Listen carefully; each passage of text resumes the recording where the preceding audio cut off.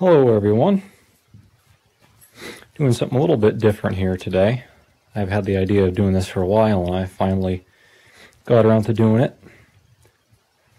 I want to do a couple videos, maybe a couple video series depending on the interest level, on blacksmithing.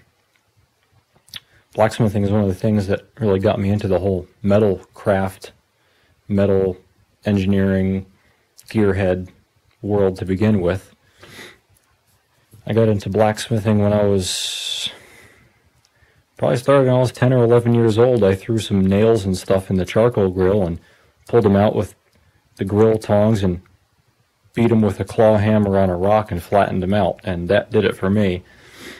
And a couple years later I built my skills a little bit, and my dad, who was very helpful and supportive through my whole learning process and everything, and actually got him interested in blacksmithing too. He and I went to Brookfield Craft Center in Brookfield, Connecticut, and took a couple really excellent blacksmithing classes there. I don't know if they still offer them. They might offer a few.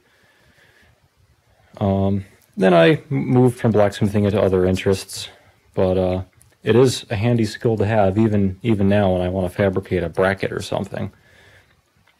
So I thought I would do a multi-part series on the tools and skills and stuff. So I'm going to start out with some basics. I have some basic tools here.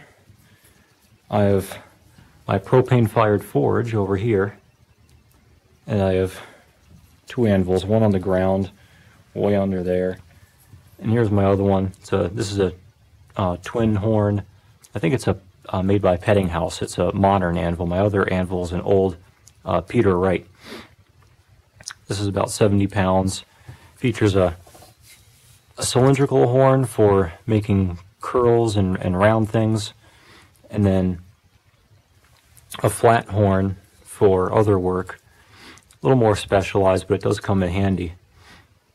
If, say, you have something forked like that, you can put the fork over there and hammer the top part. You couldn't do that over here.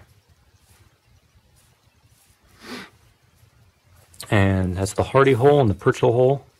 They both have tools that go in there, and I'll show you what goes in there.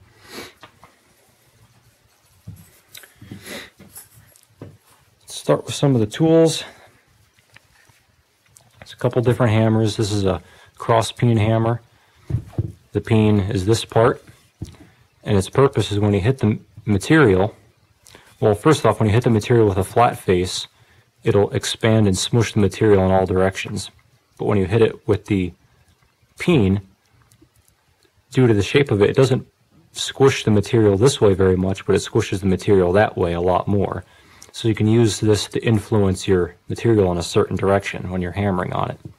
Of course, you need to make your first couple hits with this and then finish off with the flat face so you don't leave a bunch of dents. This is the same concept, but it's a straight peen. See, the peen is in line with the handle as opposed to perpendicular. This, I don't know what you call it, angled peen, 45-degree peen. This is designed so when you're holding it right-handed, the angle more naturally aligns itself with your work.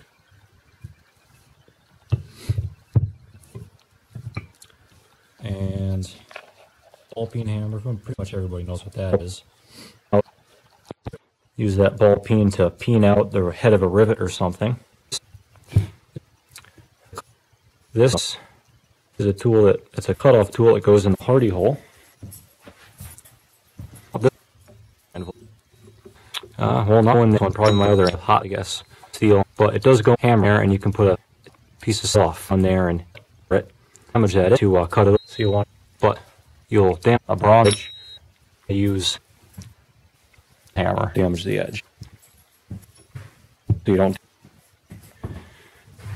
These are two tools. This is another cutoff tool, but this is held on the workpiece and struck with another hammer. It's a lot easier to use with two people, but you can use it one person. And this is similar, but it's used to enlarge a hole. If that had a flat tip on it, you could use it to punch a hole. And so you'd put this in either the Hardy or Pritchell hole, so you have somewhere for that point to go as it goes through the material. A couple tongs. Blacksmiths will have tons of tongs, all different shapes for all different materials. See, this has a round shaped jaw to hold round material this way. That has a round jaw to hold round material that way. And some other specializes just for very small stuff.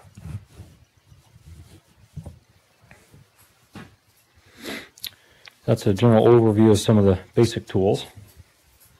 Propane Forge, I think propane is definitely the way to go for someone beginning anyway. It's very easy to work on and maintain. You don't have to worry about getting the right kind of fire or anything if you're using coal.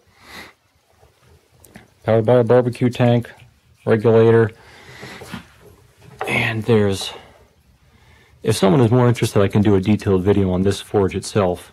But basically the air inlet is in here. This is a venturi, so as the propane comes up, there's a tube in there, and in that vertical tube there's a hole pointing that way, and as the gas shoots in that way, it draws in oxygen, mixes it in here, and it lights in here. This is a round piece of pipe, maybe an old acetylene tank or something, lined with Kale wool ceramic refractory lining, and then cemented over with green patch furnace cement. And then you see it gets cracked over time, but it lasts pretty long.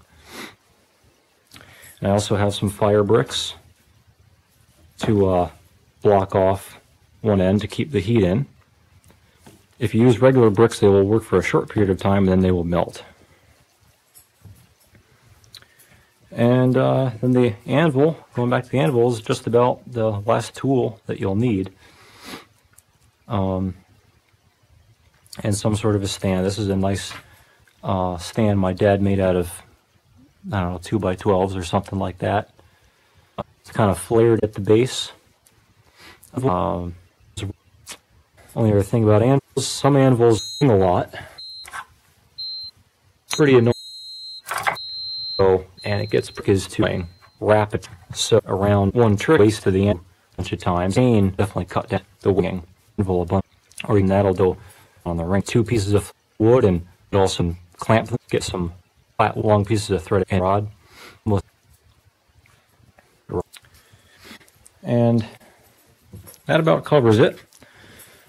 I'll do another video soon of some basic blacksmithing procedures. Let me know.